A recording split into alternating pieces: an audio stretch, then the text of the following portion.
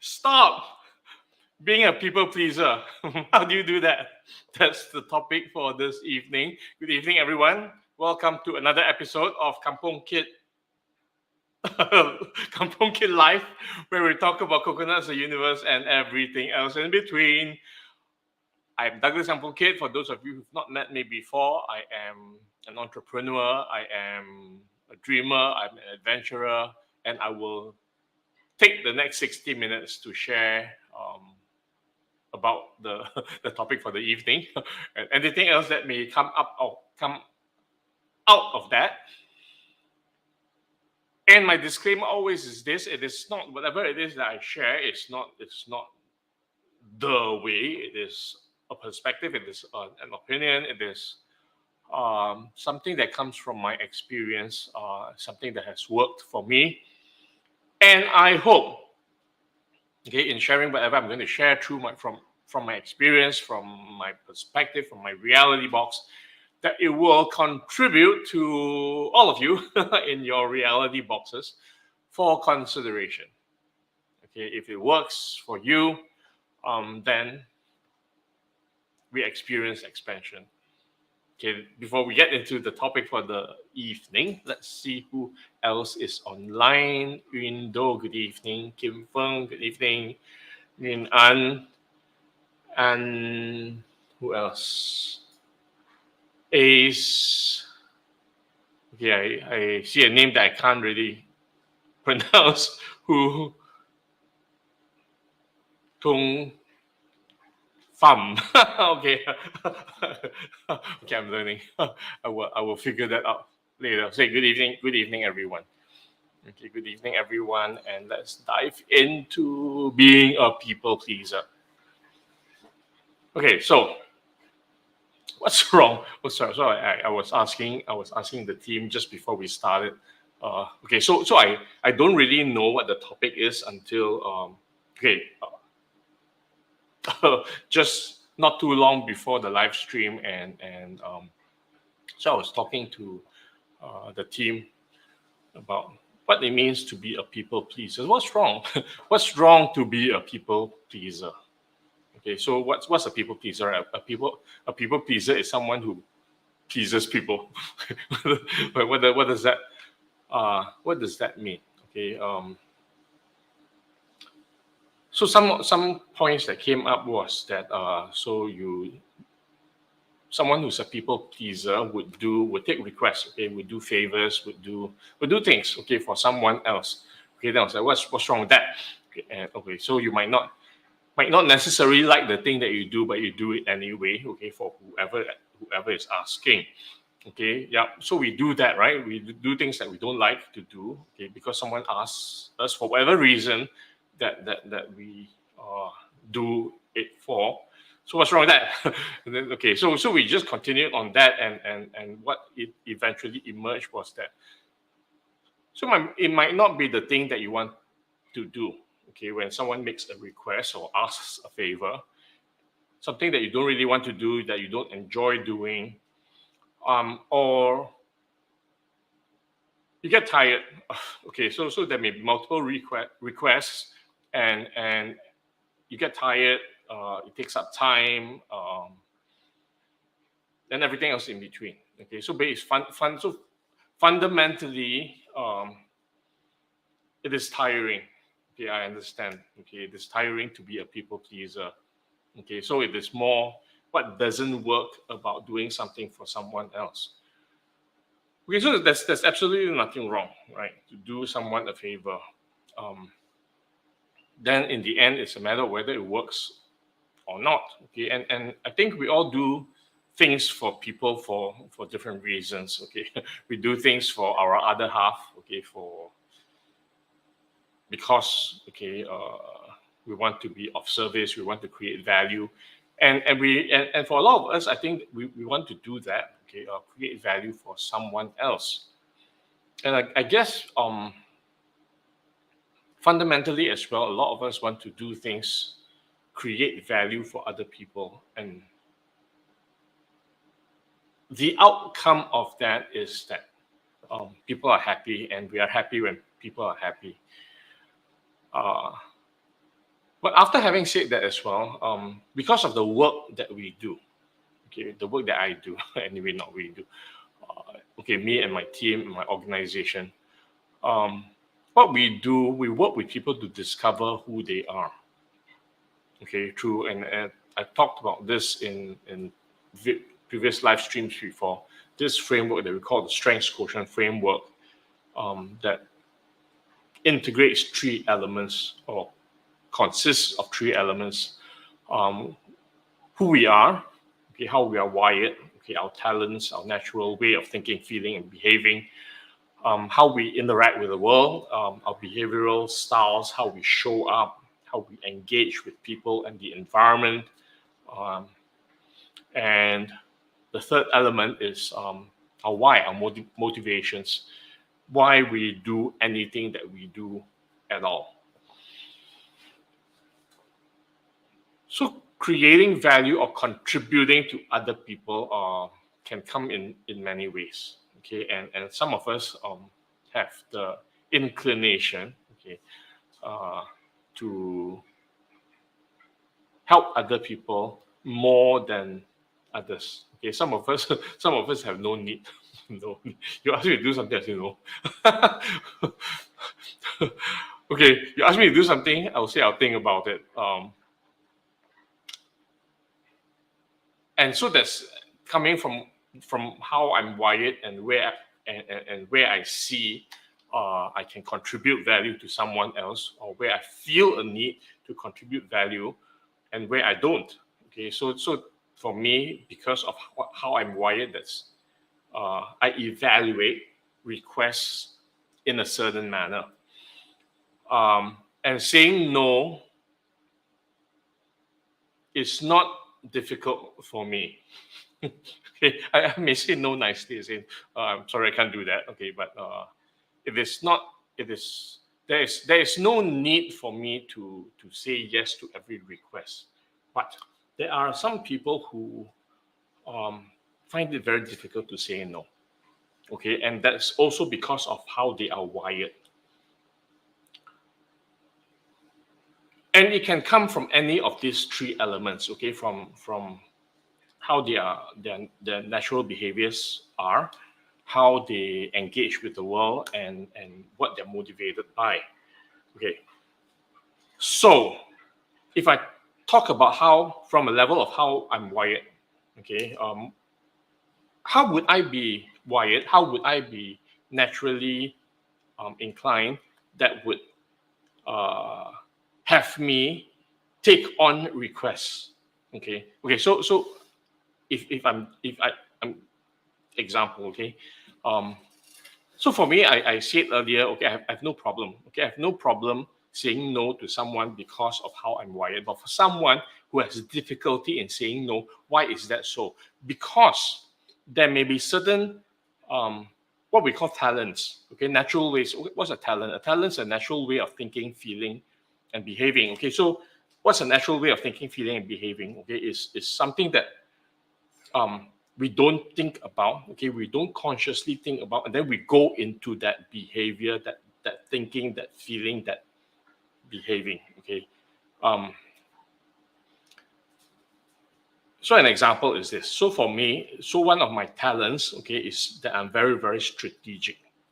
Okay, and when presented with a situation, I will automatically look at the different ways, okay, the different strategies to get to where I want to go, or to achieve the outcome, or to create a result. Okay, so it just comes to me. I don't think strategy. I don't, when presented with a situation, I don't go into, okay, I need to think of a strategy to solve the problem, or to get to, or to create the outcome. I don't.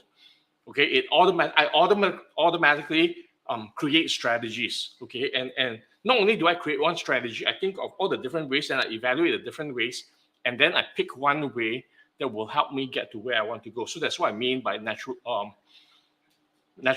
way of thinking, feeling, and behaving. It's not consciously done. Okay, and being strategic, or Mr. Strategy, as I'll call this talent, is one of the many ways that people can be wired, and all of us are wired in different ways. So for someone who has this theme, okay, or this talent that's called, and there are few talents that relate to people, and for someone who has this talent that's called responsibility, okay, someone who has high responsibility, okay, and I'm not talking about responsibility in our everyday use of responsibility, the word responsibility. So for someone who has high responsibility as a talent, they will see that they are the best people. Okay, they are the best people to do a job. Okay, there's nobody who can do a job better than they can. Okay, because not only do they take ownership of, if you give them a task, not only do they take ownership of the task that they've been entrusted with, they take psychological ownership, which means that they will commit themselves to making sure that it is done in the best way possible, okay, that they know how.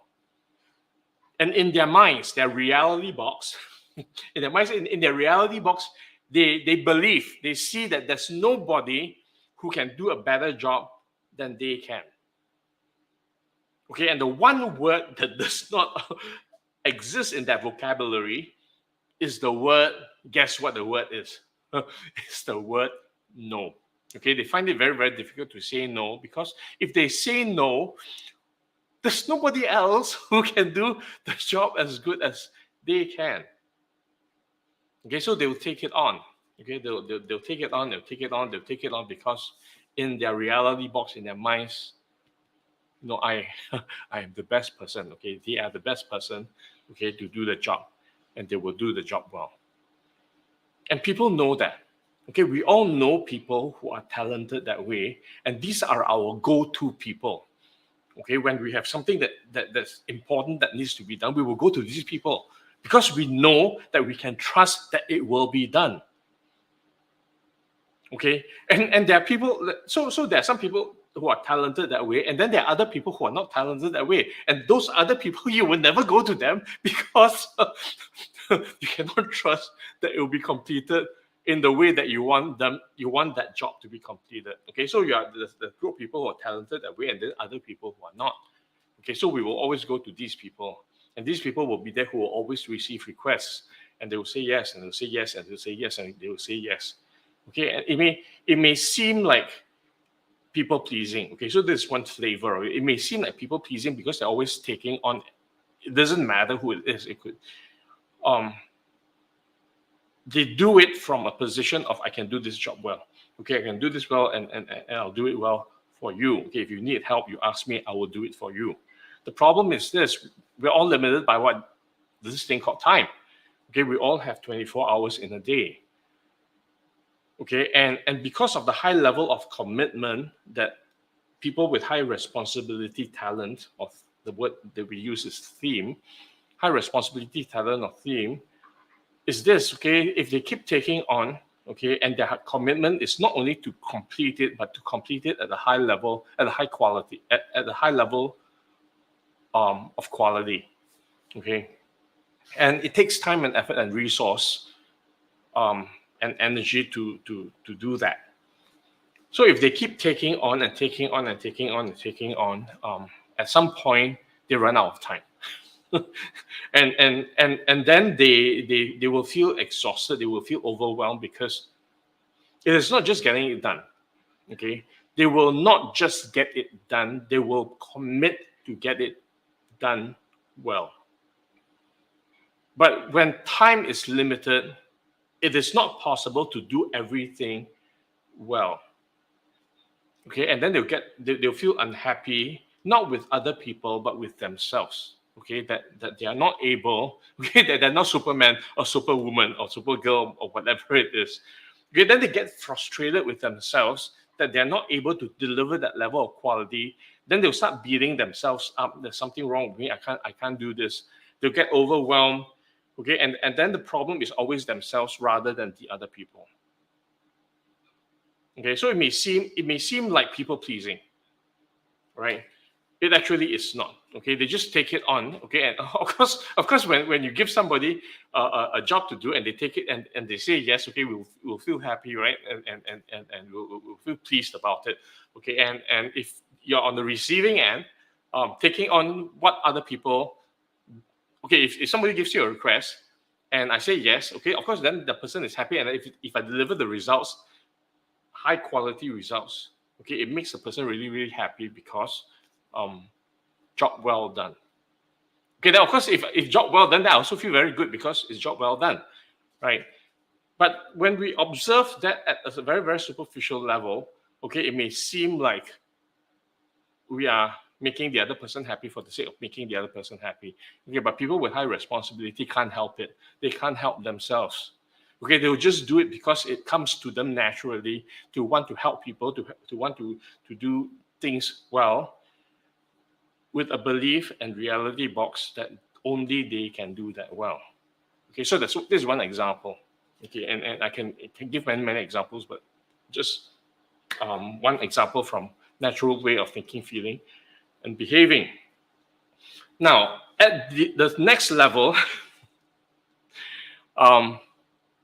where we talk about engagement. Okay, so the first thing is that's how I'm wired. Okay, what I just talked about is the wiring, the natural talents. Then the second level, okay, is how we engage. Okay, how we engage with people, how we engage with the environment, and it comes from 4 perspectives. Okay, it comes from a perspective of solving problems. It comes from a perspective. The second perspective is working with people. The third perspective is handling the environment, and the fourth perspective has got to do with the procedures and processes and information and dealing with all that. So each of us are inclined, have behavioral styles that are inclined towards one of these 4 elements. Okay, focus on people, focus on problems, focus on the pace of the environment, and focusing on procedures and processes. So the group of people who focus on people, okay, have a need. Okay, they have a need because they are focused on people. They have a need for people to like them. Okay, it is just the way each of us, to an extent, show up in how we engage with environment and people. Okay, so there's a group, okay, who have a primary inclination towards working with people, and this group of people have a need, okay, for people to like them, okay, for social approval. Okay, so they tend to do things to be liked. Okay, and of course there is a scale, and the higher they are on the scale, okay, the higher that need for social approval, the higher that need for people to like them. Okay, and based on that need, the fear that they have is this. The fear is that people will not like them. Okay, that they will have no friends. Okay, that they don't get the approval, the acceptance, the connections with other people. Okay, so because they have that fear and that need, they will constantly do things to help other people, to do things for people, so they're very, very friendly. Okay, they're very, very friendly, and they do all sorts of things, okay, to get that social approval. And part of that process of getting social approval, okay, may mean that if somebody gives them a request, hey, can you help me do this? They may say yes, okay, to get that connection, to get that friendship, to get that someone to like them, because they and so they do that. Okay, so this is the second element, okay, of how we engage. Okay, the third element, which is how we are motivated. We are motivated differently. Okay, in this world there are 7 groups of people, each motivated by one of the 7 dimensions of motivation. Okay, the why we do anything. Okay, and one of these 7 dimensions, okay, is the economic dimension, which most of us are familiar with, which is what we put in and what we get back in return. Okay, and very, very often as well, okay, this dimension is called the economic dimension, and very often this relates to returns on investment. Okay, the income that we generate, okay, we put in a certain amount of effort and then we get back certain returns, okay, in terms of income or whatever it is. So that's economic. But I'm not going to talk about economics so much, because doing things for other people may be driven by another dimension that I call altruistic dimension. Okay, people who have high altruistic motivation, okay, who rank high on the altruistic dimension, tend to do things for other people rather than for themselves. Okay, they wake up in the morning to contribute to others. Okay, their lives are about helping other people.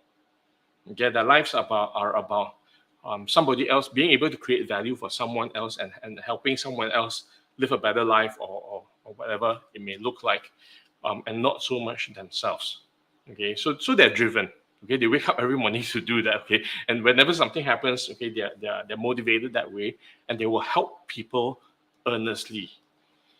Okay, so there's nothing wrong with any of these scenarios. Okay, some of us are naturally inclined that way, others are not.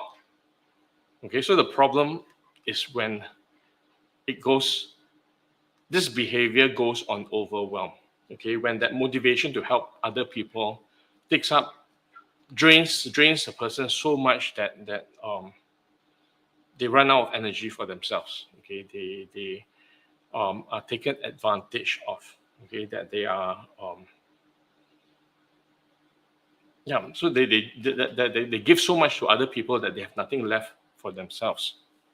Okay, when they do things for other people in a way that no longer works for them, and then they are at a receiving end where they are in a losing position, and it can happen. Okay, but like I said earlier, okay, we can't help. Okay, each of these groups of people, okay, and it could be a combination. Okay, so if I'm wired, if I'm wired in a way that okay, if I have, from a talent perspective, I have high responsibility, okay, and I know, okay, so from that talent, I know that I'm the best person to do the job, and my behavioral style, okay, I am a high people person, okay, I am a people-focused person, and I am motivated by helping others. So this is a triple whammy. Okay, it's a triple whammy where from responsibility, okay, I am committed to do my best because I believe I will do the best and nobody else can do that for me.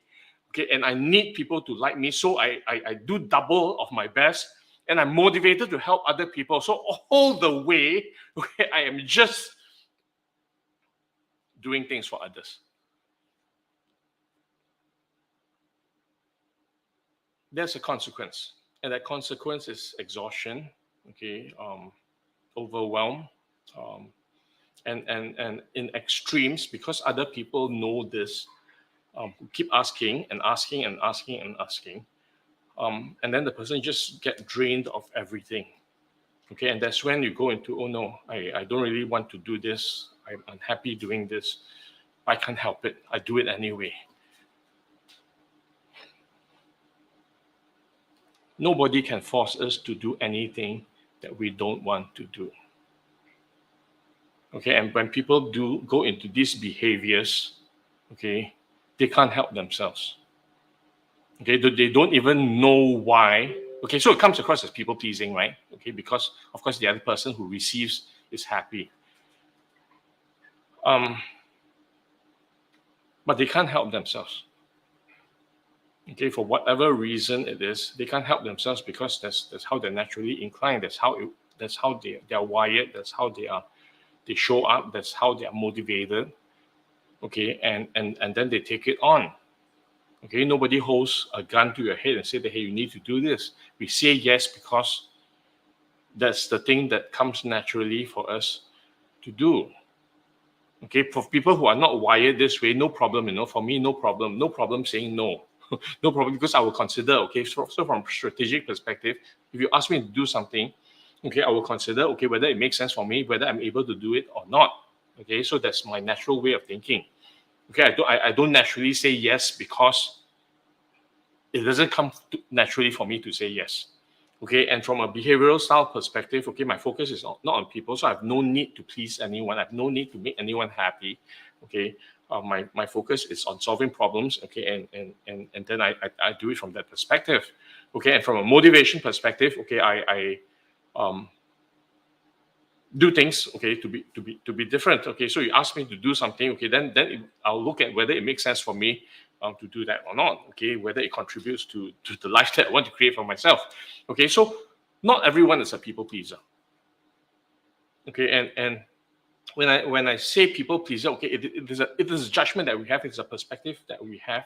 Okay, when we see someone sacrificing himself or herself, okay, to doing things for other people in a way that no longer works, okay, in a way that where they suffer, they go on overwhelmed, they're tired, they're drained, they're unhappy. Okay, and yet they can't help themselves. Okay, so how do you stop doing that? Okay, the first thing to do is to be aware that you're wired that way. Okay, because without that awareness, and that's why we do this work, okay, to create this awareness, to give people this knowledge, skills, and tools to be able to see themselves and, hey, look, okay, this is the natural way of behaving that comes up. Sometimes it works, sometimes it doesn't. Okay, but without, when we don't have, when we are not able to see ourselves, okay, this what I call, we have all these blind spots. Okay, where we just do things that come naturally to us to the point that it doesn't work. Okay, and then we wonder why. Why am I doing this? Okay, if it makes me unhappy, why am I doing this when it overwhelms us? Why would anyone do anything, right? Why would anyone do anything that makes them, where they make themselves unhappy and still do it anyway? Why? It doesn't make sense. Normally, it doesn't make sense. You look at it from a logical perspective, it doesn't make sense. And people do it anyway because they can't help themselves. They just do it because that's who they are. And that's where the awareness of the talents, the behaviors, the motivations are so important, okay, to be able to then evaluate when it works for us or when it works against us. And then be able to, from that perspective, be at choice to say that, hey, this doesn't work. Okay, this behavior, this natural behavior that I have doesn't work because it takes me into overwhelm. It makes me unhappy. It makes me frustrated. It makes me angry. It makes me whatever it is. We can only stop a behavior. We can only stop a thing that we do when we are able to see what's driving it. And most people don't see that. Okay, and for the rest of the world, okay, we see these people behaving that way and say, why are you, when they go on overwhelmed, why do they continue to do it? Why do they continue to please other people, okay, when they are so unhappy themselves? And then people who are doing it, why do we continue to do things for other people when I'm unhappy, overwhelmed, whatever it is, because they can't help it? Okay, the first thing to stop is to be aware that there is this behavior. Okay, and in some of my other live streams, I talk about this tool called the art of noticing. Noticing thoughts, feelings, and bodily sensations. Okay, when the thought comes up, why am I doing this? Okay, am I saying yes automatically? How come I'm saying yes automatically? Why? How come there's this automatic natural response to say yes to a request? Okay, the emotion that's, I don't really want to do it, but I can't help it. I'll do it anyway. Okay, or whatever that thing is, the sensation. Okay, that the resistance to do it, but don't really want to do it. But yes. Okay, it's being able to notice that there's all these things going on, the thoughts, the feelings, the emotions, the bodily sensations, and being able to pause and evaluate and say, okay, so I feel an inclination to say yes, but I know that I don't really want to do it, so I will say no. Only when we are able to notice what's going on, only when we have the awareness that we are wired a certain way, then we have choice. Okay, we put ourselves into a position of being able to choose yes or no. Okay, it is not a simple conversation. Okay, this being a people pleaser or not. Okay, and then we use the word people pleaser with a lot of judgment. Okay, that people are these people, the people pleasers, are just doing it to please other people. They can't help it. They can't help themselves.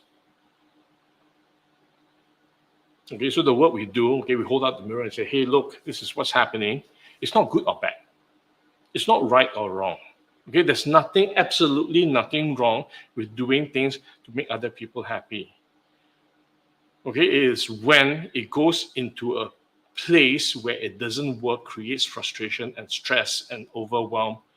Okay, that's when we start to take a look and say that, hey, look, it's not working. Okay, and if it's not working, you're going into overwhelm, unhappiness, and all that. You have a choice to actually not take it on. Okay, so it starts with self-awareness. That you're driven a certain way, you're wired a certain way, you're motivated a certain way, and being able to say, I don't need to do things that way. And then be able to choose a different response besides, yes, I'll do it. very long answer, because it is not a simple thing to look at. Okay, and there's a lot of work, okay, to create that awareness. Okay, so that's that part of conversation, and it's not just about people pleasing as well. It could be it comes in many shapes and forms. Okay, the things that we do that eventually overwhelm us because we can't help it. Okay, it could be people pleasing to taking on other things. Okay, to jumping into action too quickly. Okay, it's like shoot before we aim. Okay, and everything else in between. So there are many types of behaviors that come automatically to us that sometimes doesn't work for us.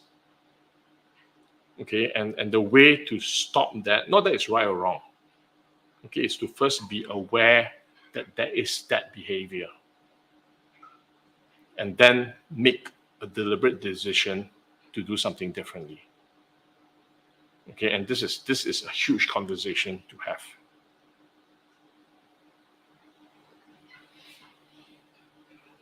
Okay, so that's a very long answer to a very complex question. Okay, I hope that makes sense to all of you. How can we feel confident even when we don't consider ourselves attractive?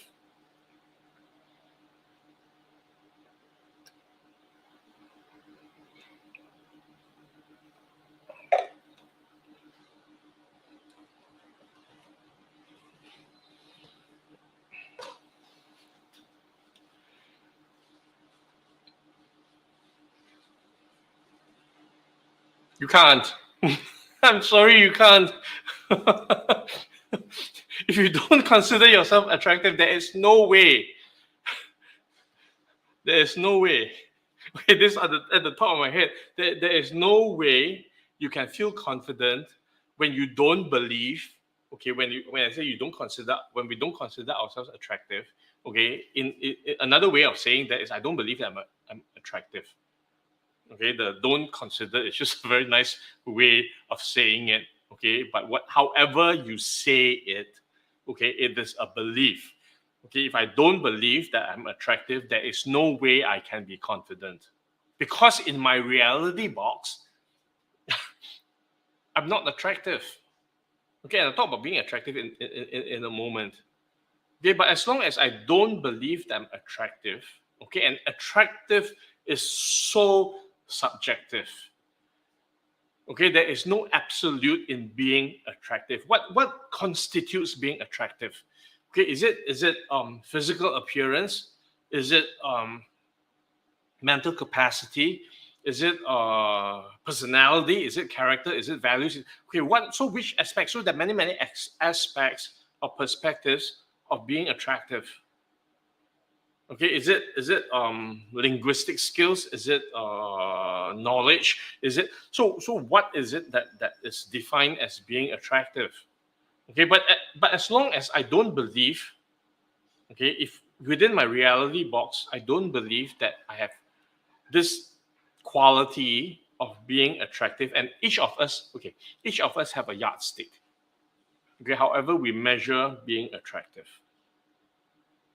Okay, and if I don't believe I'm attractive from whatever yardstick it is that I create, there is no way. Okay, because it creates this thing called cognitive dissonance. Okay, and cognitive dissonance is the difference between a belief and an experience. Okay, if I have a certain belief, and then I have a certain experience that is aligned with what I believe, okay, there's no cognitive dissonance. Okay, because it's the same. Okay, the experience and the belief, the reality box is the same. Cognitive dissonance occurs when I have a belief or certain reality box, and then my experience of that thing is different. Okay, what do I mean by that? If you tell me, if I believe, okay, that a certain fruit is sweet, okay, okay, durians. Okay, if I believe, if in my life, if I've never tasted durians, okay, before this, durians are the king of fruit. Okay, you have a love hate really. People have love hate really. Either you love it or you hate it. Okay, there's no in between. Okay, so if I've never tasted durian before, okay, but everyone around me, okay, so I live in a culture, in a environment where there doesn't exist any durians, and people around me, okay, tell me that durians are amazing. Okay, they're sweet and all sorts of flavors, so rich and creamy and everything. So I might, in my reality box, okay, I have this impression or image of what a durian may be like. And then finally I have an experience. Okay, I go to a place where there are durians available, and I'm offered durians. And if in my mind, durians are delicious. And then I taste the durian and it's delicious. Okay, so there's no cognitive dissonance because the experience matches my belief, my reality box. Okay, but if I taste the durian and it's contrary to what I believe, okay, so I believe that durians are delicious. Okay, then I taste the durian and it's not delicious. Okay, it's it's disgusting. It's disgusting. Okay, two things can happen. The first thing that can happen is, okay, maybe there's something wrong with this durian that I'm tasting that makes it disgusting. Okay, because my reality box is, it cannot be true. Okay, it cannot be true that the durians are disgusting, because maybe there's something wrong with the fruit. Okay, so it's something wrong with my fruit, but my reality box is intact. Okay, so I reject this fruit, and I'll look for another fruit where it'll be delicious. Okay. The other thing that can happen is, oh my God, this durian is disgusting. It's disgusting. Okay. And the experience overwhelms my reality. And then I shift my belief that, okay, actually durians are not delicious, they're disgusting. Okay. So that I remove the cognitive dissonance. Okay. So cognitive dissonance exists when the fruit of the experience and my belief are not the same. So back to being attractive. If I have a belief that I'm not attractive, okay, whatever it is used, okay, whatever is used to measure attractiveness, okay, then the confidence cannot exist, because the belief Okay, the belief is I am not attractive. Okay, and there's nothing internal or external that can occur. Okay, that will have me believe that I'm attractive, because I will reject. Okay, I will reject everything. Okay, if I believe that I'm not attractive, and even if you tell me that I am, okay, I will reject that until the experience overwhelms my belief to the extent that it changes my belief that I am attractive. Okay, if I believe that I'm not attractive and people tell me that I'm not attractive, okay, it matches. Okay, so it reinforces my belief. Okay, and the more it is that I believe that I'm not attractive, and the more evidence that I get that I'm not attractive, there's no way, okay, that I can develop confidence, okay, based on a belief that I'm not attractive. Okay, I can't. Okay, but if I believe that I'm not attractive and people keep telling me that, hey, you're quite attractive in whatever way, okay, and all that evidence overwhelms my belief that I am attractive, that I am not attractive, so much that I give up the belief that I'm not attractive and start to accept that I am attractive, then I will feel confident that I am, because I have evidence that aligns with my belief. So two things will happen. I reject, or I accept, or I change. Then we go to what does it mean to be attractive? Okay, being attractive is subjective. Okay, it is whatever, and I think there's so much influence out there that defines what attractiveness means. Okay, and we tend to buy into these standards, into these yardsticks, and that creates programming, that then creates a reality box, that then creates a set of beliefs that I need to be a certain height, okay, to be attractive, okay, to people, to other people, to people that I want to attract. Okay, I need to have a certain look. I need to have a certain skin color. I need to have a certain whatever. I need to have a certain. I need to have a piece of paper. Okay, I need to have. Okay, so all these things are created. Okay, that then defines, that gives a definition of what being attractive means. Okay, and everything that doesn't meet these requirements, okay, in my mind, if I don't meet these requirements, okay, then I am not attractive. Okay, so these are all external yardsticks and benchmarks that are created, that we accept, that we incorporate, that we integrate into our reality box. Then we create our lives that way. Okay, but who decides? Who decides what attractive means? Who decides what being attractive is defined? How being attractive is defined?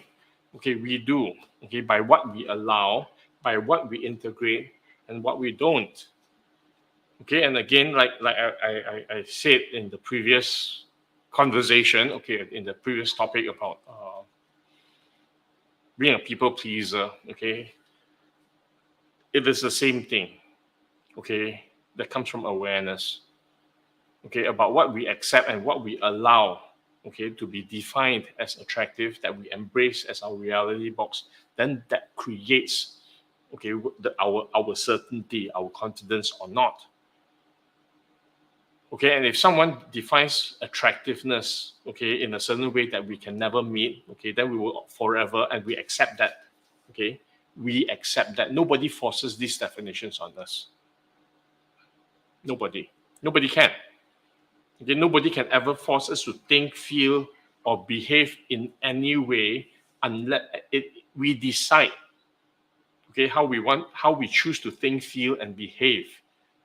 Okay, but even then, in the earlier conversation, I talked about the certain automaticity in that.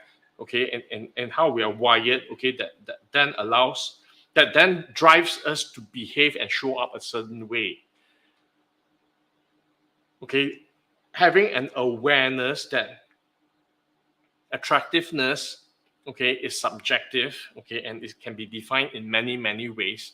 And then being able to choose, okay, what our definition of being attractive is, creates, then that creates, okay, whether we are confident or not.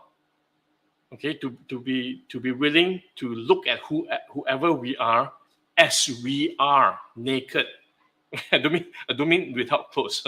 I mean as we are, a being in our own uniqueness, okay, and considering ourselves attractive, and that's when everything else will follow: the confidence, the self-assurance, the self-esteem, okay, the belief and consideration about who I am, that is unique and magnificent and fabulous and beautiful. It has to start with a choice that I make about who I am. Okay, only I can create that. Okay, or I can allow my environment to define that, and I can't control what other people think and feel. I can't control what other people what's going on in the environment. And if I use that as the benchmark, I can never win. Okay, so that's at one level. At the second level, attractiveness to me comes from the energy that I send out. Okay, we feel attracted to people, to different types of people, okay, for different reasons, because they believe that they're attractive. Okay, the confidence comes from the affirmation, okay, of whatever energy they send out. Okay, we have an aura, we are energetic. Okay, and if I believe that I'm attractive, I will send out energy, I will send out essence, I will send out this signal to other people that I'm attractive, and people will feel attracted to me. Okay, I will show up differently, I will show up confident if I believe that I'm attractive. Okay, and attractive is not, it's not just about physical looks. Okay, we feel attracted to people for whoever they are, okay, because they attract with the energy that they're throwing out. Okay, but that energy aura, that essence, can only be created by the person himself. And the person first has to believe and come from a reality box that, hey, you know, whoever I am, I first need to acknowledge, okay, I'm beautiful, magnificent, fabulous. Okay, and I'm not talking about this from an egoistic, arrogant perspective. It is just knowing, it is just the being of the person. Okay, that creates this, and we all have the capacity to do that. It is something that we choose. Okay, and then we will attract. You know, just as people who okay, who repel, okay, they repel because they have this energy about them that repels other people. Okay, so we can create the energy to attract, we can create the energy to repel. Okay, it is something that we decide. Okay.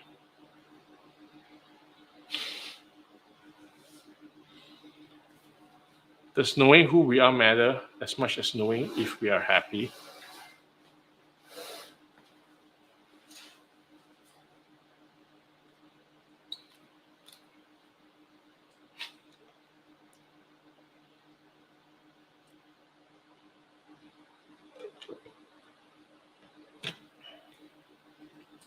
I think knowing who we are is core before anything else. Happiness is a state.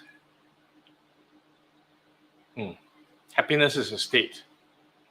Okay, and we are shifting states all the time. There's nothing wrong with being sad, right? Or upset, or angry, or blissful, or peaceful, or joy, or anything else in between. It's our experience of life. So happiness is a state. Okay, it is one instance in time. Okay, we can be happy and we can be unhappy the next, and we just shift. Okay, it's just experiencing the range of life. But knowing who we are is the constant. Okay, knowing who we are is being able to see. Okay, so knowing who I am is being able to see me. Okay, that I am not my name. I am not Douglas Kampung Kid. That's just my name. I am not what I do. Okay, and I do lots of stuff. Okay, so who am I? Okay, and that's who I am from a perspective of beingness. Okay, there are many things that we want to have in our lives. Okay, and we do things. Okay, we do things. We take action. We do things to get the things that we desire in our lives.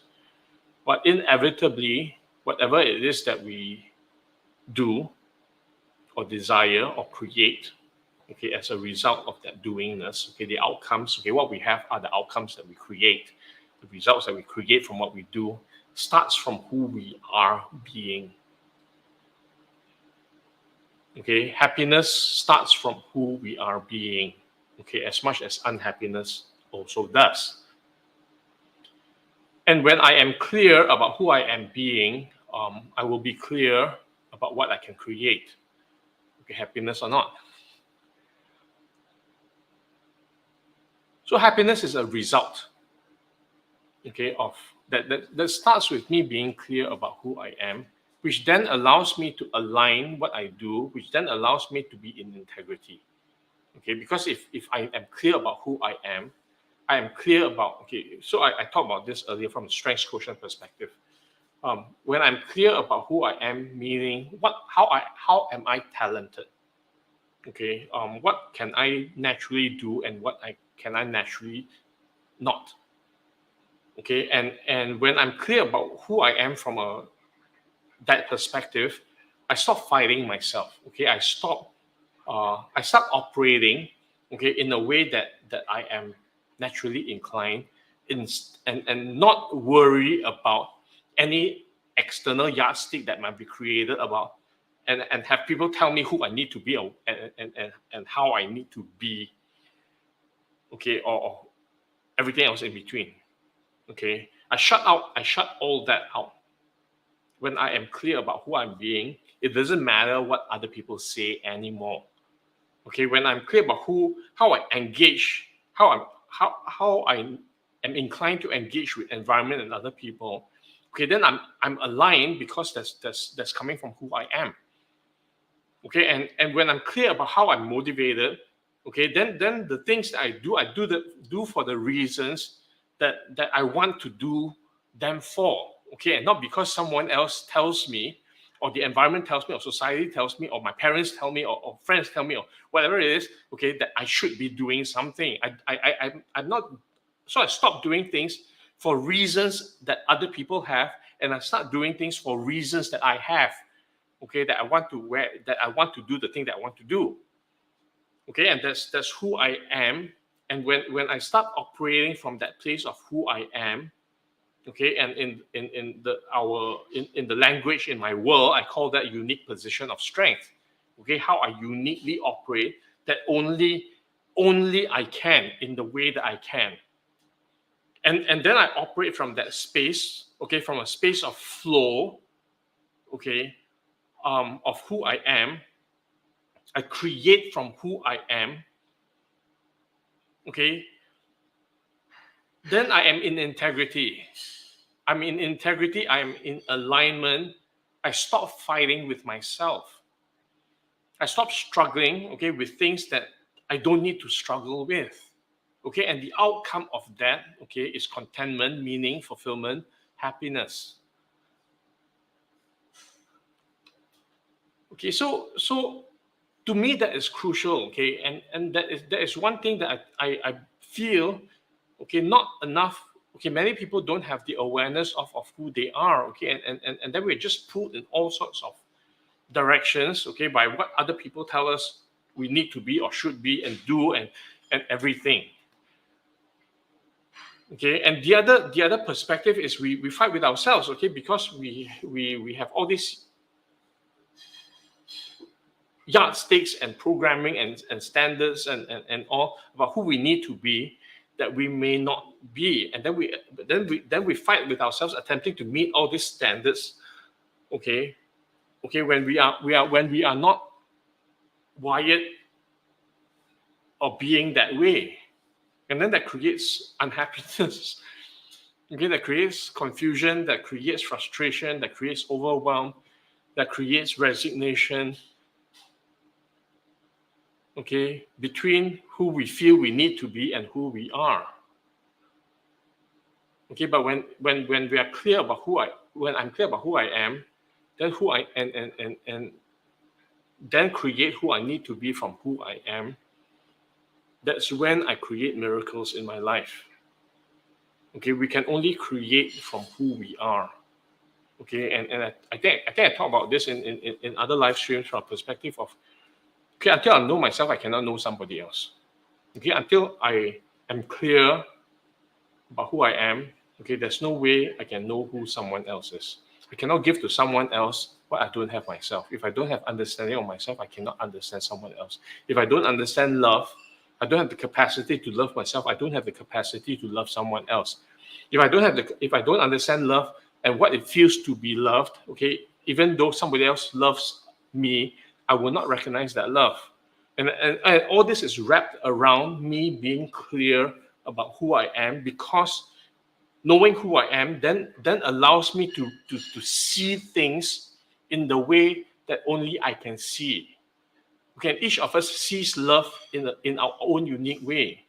Each of us sees giving in our own unique way. And until we are clear about that, okay, I cannot use someone else's standard of love, okay, as mine, because I will never understand. So knowing who I am is the most critical thing to know, okay, in my life. Because when I know that, the rest of my life will follow. Okay, I stop fighting with myself. I stop fighting with the world.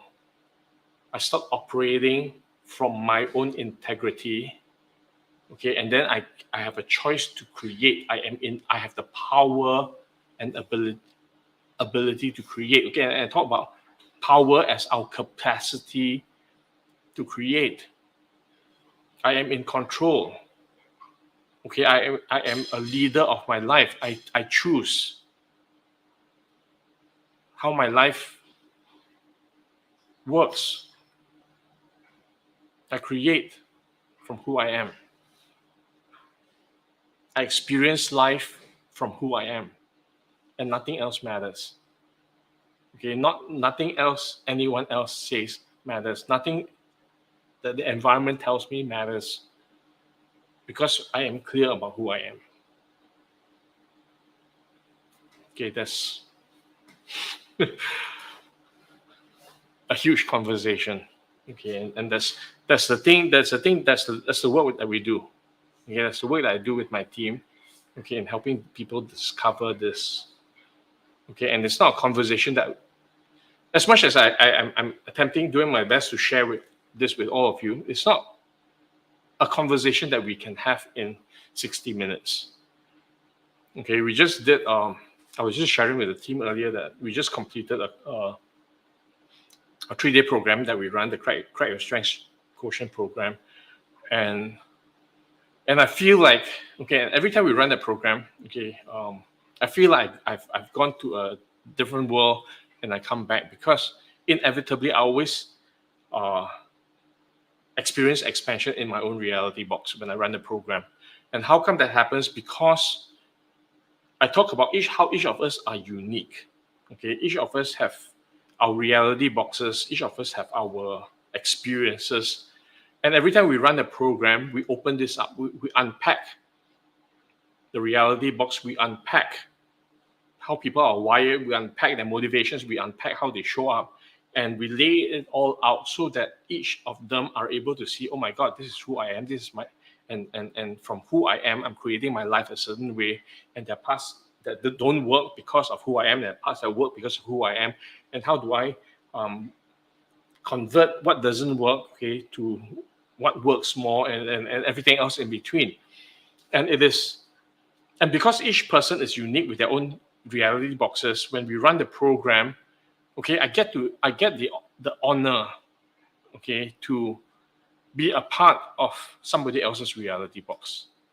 Okay, and then when we have a group of people, I have the honor and privilege to be part of everyone's reality boxes and to share in their reality box. And because and I talk about this, okay, when two people come together with different reality boxes and we share of each other's reality box, okay, the result of that is that we experience expansion, okay, in ways that doesn't happen in any other way. Okay, so we just did the program last weekend, and that was why I couldn't do the live stream last Thursday. And it is amazing. Okay, when we see who we are, we start to understand our own integrity, and then life flows after that. Okay, so take a look. Okay, it's not a conversation that we can have in 60 minutes. I'm sharing what I can. Okay, and I hope that contributes value, or that has contributed value to all of you here this evening. Okay, I think that's that's our 60 minutes this Thursday. I hope that all of you have gotten some insights. I hope that I've created value for all of you this 60 minutes. And if I have, please help share, share, and subscribe to get this out there more. Thank you for being here. Okay, always. Okay, the questions, always. Okay, expand my reality box.